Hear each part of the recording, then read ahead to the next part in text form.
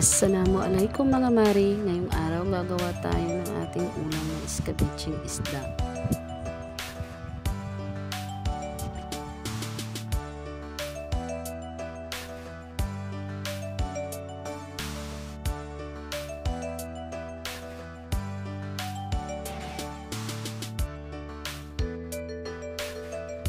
Ayan na mga mari, inihanda ko na rin yung mga lulutuin ko para sa aking iskabetse.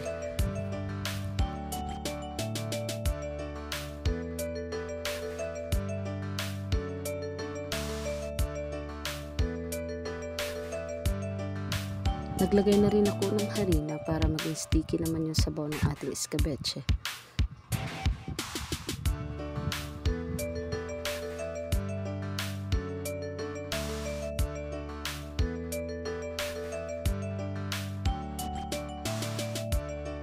At nailagay ko na rin ang isda, maya-maya lamang ay hahanguin ko na yan.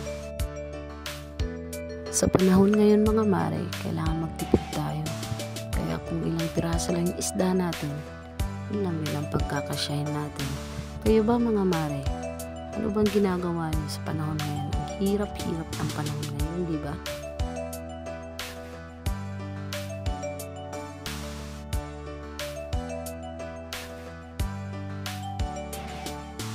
Tamang-tama, umuwi na rin yung anak kong lalaki galing sa Arabic school niya at kakagising lang din ng kanyang ate at nangungulit pa.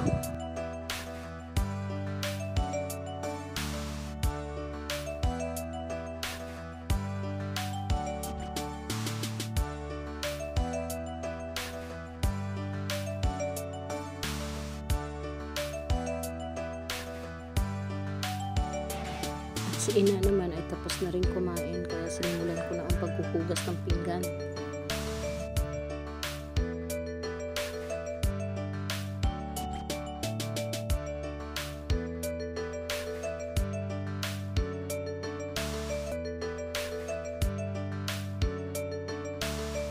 Ayan, natapos na rin ako at malinis na rin ang kusina namin.